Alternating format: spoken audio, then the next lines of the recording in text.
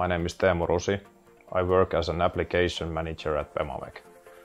Today I will show you how fast and easy it is to create weld paths for the robot. The tool we are using is called WeldControl 300 offline. Okay, the 3D model is imported from the design software. The file can be, for example, step file, and from that we will start creating the weld paths. We will select a new weld.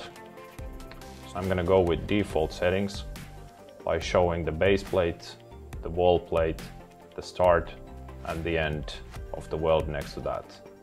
So from those clicks, the software created automatically the search path and the weld path. And I can simulate through these roughly by using my mouse scroll.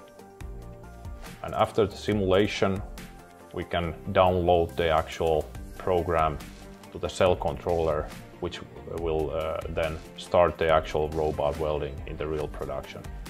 Now the program has been sent to the PC, which is standing next to the actual robot station. This PC and the software is called Cell Control 700, and this software can be used by anyone in the production. The tack welders, also the foremans, whoever. So what I will do here, I will just select the program which is just made in the offline environment and click on play. So with these two clicks, the robot will start the actual program and the operation.